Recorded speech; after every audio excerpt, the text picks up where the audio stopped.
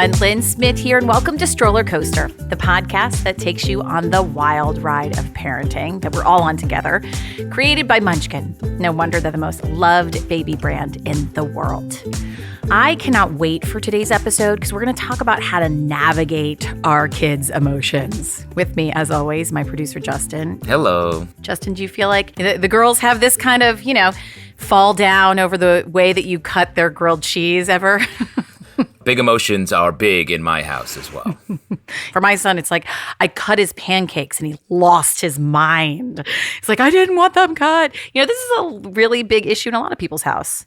So if it sounds familiar to you, do not worry. We've got you covered. We talked to child development expert Deborah Farmer Kris, and then we're going to hear a super relatable story from Rebecca Shrag Hershberg. She got creative with her son's tantrums and saw some real results. Let's dive in. Deborah Farmer Kris is a child development expert and the author of the All the Time picture book series. Her bylines include PBS Kids, The Washington Post, and Oprah Daily. She also spent 20 plus years as a K-12 teacher and administrator.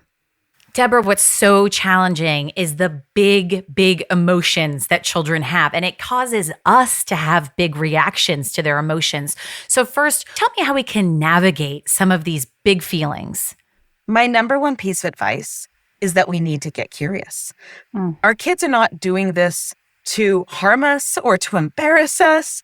And often when we watch our kid have a meltdown, our goal is to get through it as fast as possible, maybe to consequence them out of it. Yeah. But the truth is that there's a lot of learning to be had in these big, strong emotions when they're younger. And let me just tell you a quick story about that.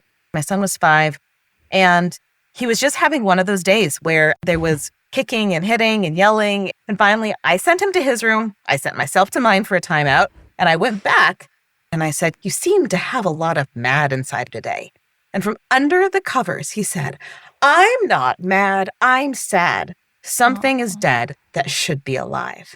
And I realized that he had the day before found this little caterpillar and put it in a jar with some leaves. And that next morning, it was dead. I cleaned it out. How attached could he be?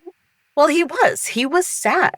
And it came out in this big tantrumy way. But I realized that that's emotion I want to protect and promote in a little boy. I want him to feel deeply and care about other creatures. And what I would have lost if in that moment I had not gotten curious and tried to just punish him and brought him back out after an hour. And I also realized in that moment that part of the reason I was out of sorts is that it was near Father's Day, and my father passed away several years ago. And underneath my mad was probably other feelings too. Anger is a tip of the iceberg emotion, and underneath is almost always something else for us to figure out with our kids. And here's the thing. If a child could be acting with more self-control, generally they probably would be. So I think you have to assume if a kid is breaking down, there's something going on underneath, and they need our help. When they're feeling these big emotions, it's hard for us to self-regulate. So what are some of the strategies for us as parents? Our emotional regulation journey is really a lifetime journey. But think about when your kids are babies, right? When they start to cry, you're not getting mad at them necessarily. You're going through the checklist. Are they hungry? Are they tired? Do they need their diaper changed? We are getting curious about what need needs to be met. As they get older, when they're having their meltdown, it's the same thing. There's an unmet need. One of the acronyms that I use is turning down the fire hose. H, are they hungry? O, are they overstimulated? It's been a long day at the zoo. S, do they need sleep? Are they tired? And E, exercise. Do they need to move their body? And how often for us too, am I really mad at the world, or do I need to eat something and have a cup of coffee? Or am I just hangry? I love that example because it's like we're the same way as adults. If I'm sleepy, I'm going to be a pill. And it's the same with our kids. When they're calm, you can return to that moment and say, wow, that was kind of a tough time at the grocery store. You were really upset.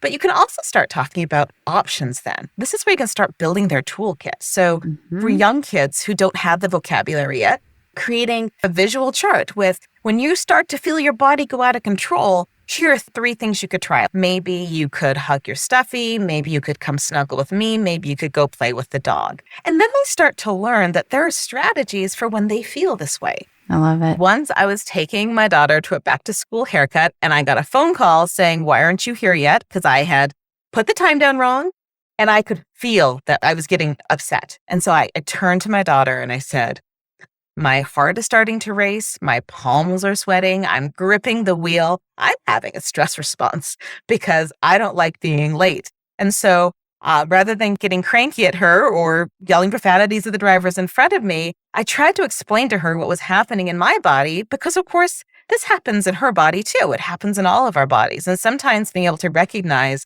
that when our breathing gets shallow and our palms start to sweat, oh, that's my body having a stress response. It will pass. And so I then said to her, I'm going to do some deep breathing because I know it helps. I got silly about it. I breathed in dramatically. I breathed out dramatically. And we had a good laugh, which of course helped me self-regulate. But it also reminded me that we sometimes as adults assume our kids know how to do this. It doesn't mean they do. So part of parenting is making the implicit explicit, is taking what we know in our heads and saying it in really concrete ways for our kids. And you called a vocabulary. That's our job as a parent, to give them this vocabulary of words, to define what it is that they're feeling, to give words to it. And you do it through your children's books. You know, even your book, You Have Feelings All the Time. Just getting them aware that they have feelings is part of that. Can you talk to me a bit about how your children's book do that? So the book, You Have Feelings All the Time, really has a basic message that you have feelings and your feelings have names. And there's really great research out there on something called emotional granularity, which is just a fancy way of saying that if you can name your emotions with specificity, it helps you regulate them. The research shows that when you can speak with specificity, it increases your emotional self-regulation, which leads to less substance abuse, less violence for teens and adults, healthier relationships, and ultimately to making better choices. They're just great outcomes for kids who can say, am I enraged or am I scared? And sometimes it's, am I enraged or am I annoyed? Am I irritated? There are a lot of degrees of feeling angry. So for very young kids, it's happy, sad, angry, scared. Those are kind of your baseline. But then as adults, we can start saying, you're really frustrated. You know, So we're adding a little extra nuance to it. Your friend moved away. That's sad. That can feel lonely when your friend leaves. You're adding an extra layer there. The other book, I Love You All the Time, that phrase came about actually from a very vulnerable parenting moment when my daughter was 2 and having one of those meltdowns that I couldn't solve. And I finally scooped her on my lap after trying everything else. And I said to her, you know, I really love you when you're mad. And she stopped and she looked at me in this perplexed way. Are you crazy, Mom? Exactly. So I kept going. I said, you know, I love you when you're happy. I love you when you're sad. I love you when you're scared. I love you when you're mad. I love you all the time. To have that just comforting baseline that my love is not dependent upon their emotions. It's not dependent on them behaving well. That doesn't mean I'm not going to have boundaries or I'm not going to have rules or expectations, but my care for them is not dependent on them being a perfect kid. That's powerful messaging for kids, is that they are loved and lovable all the time and that their emotions are just part of it. Oh, it resonates so much and makes so much sense. In all truth, it makes me feel a bit guilty as a parent that I didn't start this really early. I learned later on the benefits of this. How early can we start this? You can start at birth. Meeting the needs of kids is their very first emotional education. So you were doing it because you were singing and cuddling and loving, and that is their emotional education, is that then they have needs, those needs are met by someone who loves them. Sometimes a parent will say, you know, my kid's not talking to me. They're yelling and slamming doors, and I'll say they are talking to you through yelling and slamming doors. You may not like that conversation, but they're telling you something, and you got to get curious about what they're telling you. Are there things that we can put into place ahead of time, before things fall out, before the slamming of the door, that maybe will prevent some of these emotional storms? Well, first, you're never going to prevent them all, and you shouldn't, right? And so that's just an unrealistic standard. When there are changes that are about to happen in their life, big or small, talking about it in advance is so helpful because all change is stressful, even if it's good change. So starting a new school year, getting a new coach, moving, changes in friend situation, even changing your dinnerware if you're a 2-year-old, that can be a crisis if the Red Bull is not there for breakfast and they're used to having it. the more that we can provide structure that allows them to feel in control, then there are partners in it versus feeling like, oh, I'm out of control. And then, look what happens. Mom gets mad. So part of that scaffolding is to recognize that in the long game, we're working toward them being able to do this by themselves, and they will get there. But in the short term, they need our help and scaffolding.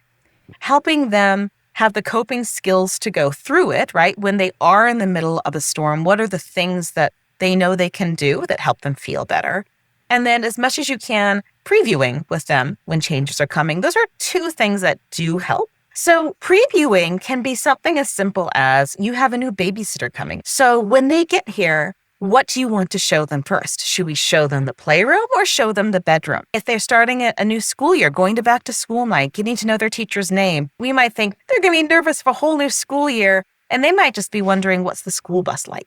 Let's talk through pulling out some books. Let's read back to school books. Let's read books about change or whatever change you're going through. I guarantee you there's a picture book and your children's librarian can help you find it. But again, it is part of being human that sometimes you're just going to be overwhelmed by emotion. But you gave us such tangible things that we can do. It is such a pleasure. Thank you for having me, Lynn. Justin, I can really see how this works. This week, my son had a day where it was he was falling out all day. I mean, he was just losing it, really, really big emotions. And I finally sat him down and I was like, what's going on? Are you upset about something? And he didn't say anything. And then I got a little bit more curious and I said, are you upset because we have a new babysitter? Trying to think about what was different. And then he started talking about how he didn't like this particular babysitter and he was acting out because of it. And it was just because I asked those questions, I got curious and I just realized I don't know if I do that enough. It is amazing how one question can really just open up a conversation with our kids.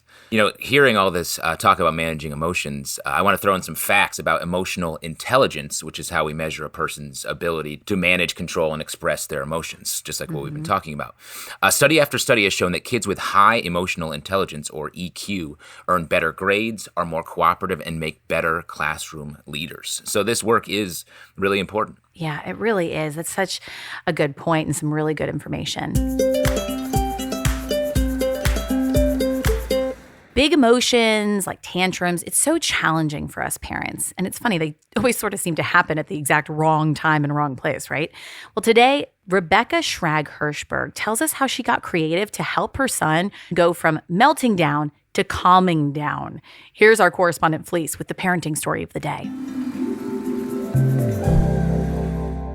Rebecca is a child psychologist, but that doesn't mean her son doesn't have tantrums. I remember one day getting him dressed in the morning. He went to daycare. Of course, we were on the clock. I had a client and my husband was working and we had to get him dressed. So I pulled out his sweatpants. And on this particular morning, he did not want to put them on. And it started with his just sort of pushing me away a little bit and kicking. And it almost felt like he was being playful. And I knew that maybe if I took away my attention, that would make it better. And frankly, it just escalated where he was screaming and I was holding the pants and he was kicking and my voice was starting to raise. And Henry, we have to do this. I have to go. I have a client. Yeah, I have a client. That means a tremendous amount to a toddler. I don't remember if that was a tantrum where I started crying. Those did exist. She knew she had to do something different, so instead of seeing the tantrum as a crisis, she tried to make it fun. I started making jokes with the pants. I put the pants on my head. When I said, is this where they go? Do the pants go on my head? And he giggled. And then I said, do the pants go on your head? And ultimately, I landed on this idea that we could put one pair of pants on his legs, the way that pants go, and then the other pair of pants on his arms. And he could be an octopus. And then I realized that I didn't have to wait for him to protest. We could have the whole activity be less about getting dressed and more about playing the octopus game. So that's what it became. It was like, now it's time to play octopus. If I started earlier and I took more time, I can just make it more playful and more fun. It was all about, how do I stay one step ahead, bringing in games and bringing in creativity and playfulness and connectedness, as opposed to a competition or a struggle between me and my child. It wasn't me against Henry in the struggle of the pants. It was me and Henry on the same team needing to solve the problem of how lousy it feels to put pants on when you don't want to. Her problem solving was really tested another day, this time at 3 a.m. I had an infant, Zeke, sleeping in a bedroom that shares a wall with Henry, who is 3 at the time. And in the middle of the night, he yelled for me, "Mommy, Mommy." I ran and what is it? What is it? And he said, "Mommy, I need more ice in my water." And it's 3 a.m. I'm so sleep deprived.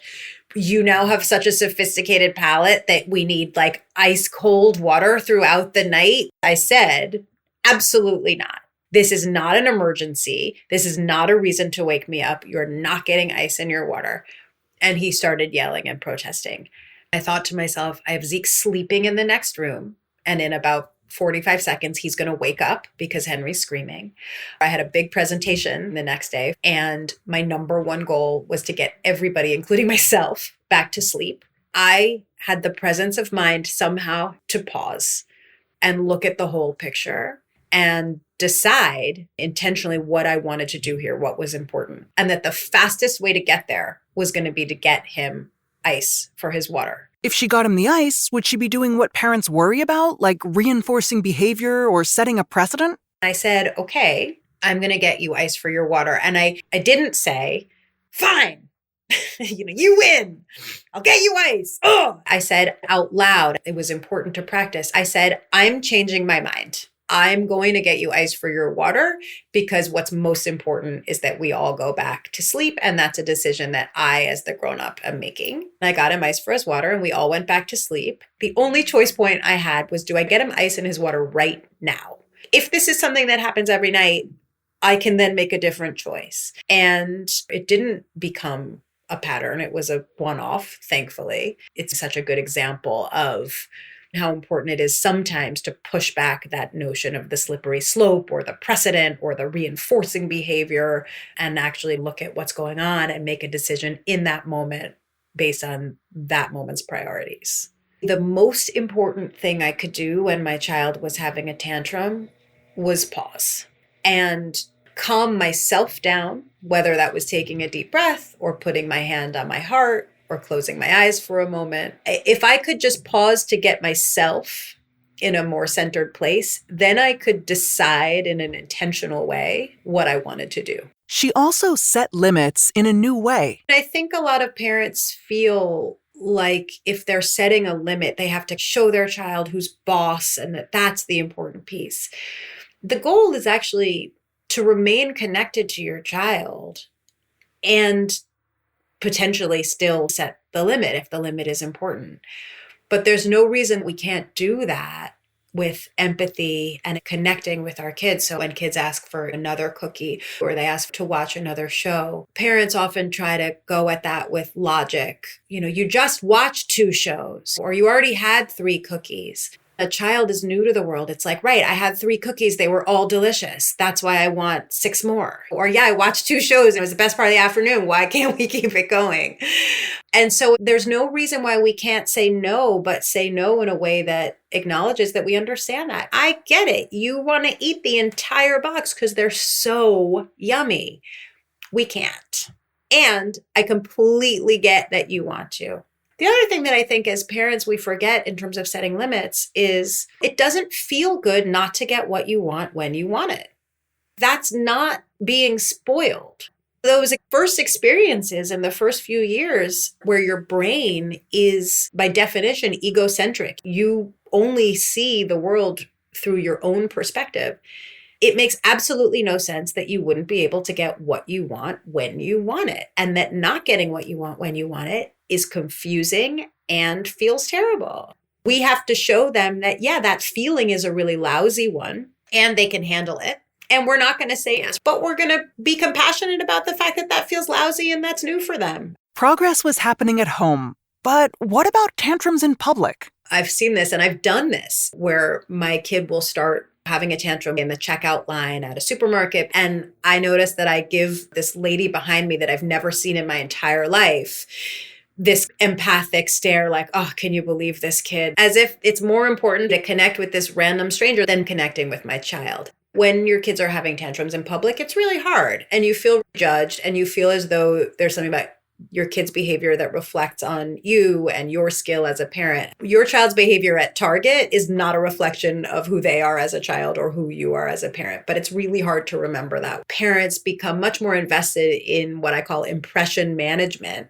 managing other people's impression of them as a parent, than they are in actually parenting the way that feels good to them. Parents often tell me that tantrums become worse at big family celebrations. Kids are out of their routines. There's overstimulation. The other thing that happens is that there are people there that we believe are judging our parenting. And so we are parenting in a performative way to impress, let's say, parents or our in-laws. And your kid is like, what are you? I've never heard you say that before in my entire life. What are you even like? Where's my mom? Not only am I around all these family members that I don't know very well, but my mom is missing. And then our kids get more and more dysregulated because it's a really unfamiliar way of parenting and they feel alone and confused. Rebecca said that when we connect with our kids, we can help them tolerate difficult feelings as not being a huge deal. When people typically talk about tantrums, they think about a child's behavior. This is a child acting out, being demanding. And actually, it's much more about the relationship between the child and the caregiver, because it's about how we as grown-ups respond to our children's frustration. Those feelings are really new to toddlers. And the best thing we can do is join with them. Tantrums start perhaps because your child doesn't want to put their pants on, but they continue and they intensify when your child feels like you just don't get it. What my kid really wants in that moment is for me to understand how much he hates pants and to connect with him so that it doesn't feel quite as lousy that he does have to put the pants on. Before I started getting creative with tantrums, there were more and more intense tantrums. Those were harder for him and harder for me. I felt helpless and kind of out of control, as if I should be doing something somehow. And my son, I can only imagine, felt more frustrated, more alone.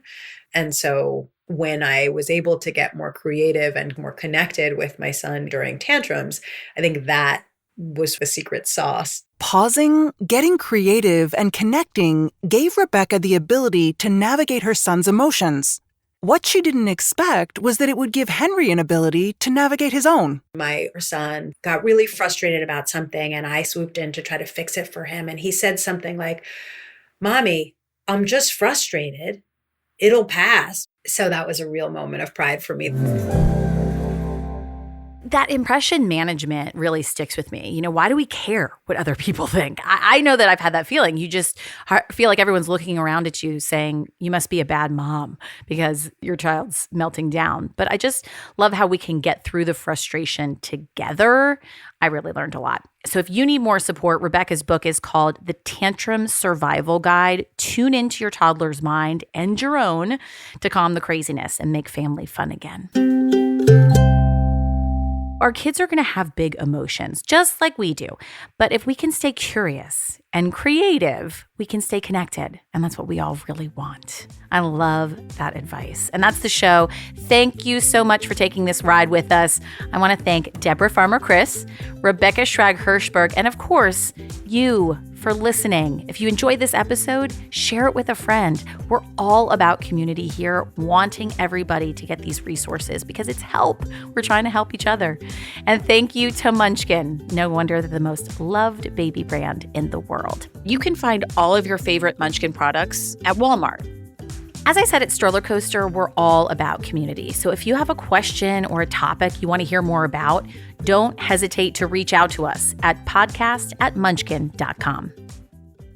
Hey, Justin, you want to tell us a bit about Storytime? StrollerCoaster Storytime is another podcast that we do where we take classic children's stories and we sort of do them in our own way. It's for kids and parents. We have improv actors who perform the stories. Lynn, are you familiar with Goldilocks and the Three Bears? Sure, of course, a classic. Well, we put our own spin on it. This is called Goldilocks, the Three Bears, and Aunt Joni.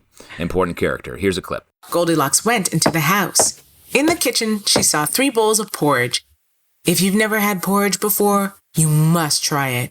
It's delicious. Porridge. It's not bad. It's so good, it'll make you glad. So fun. Justin, where can we find it? It's right here in the same feed. Just look for StrollerCoaster Storytime. Well, before we go, Munchkin invites you to join them in supporting the environment and the animals that inhabit it through organizations like IFAW, the International Foundation for Animal Welfare.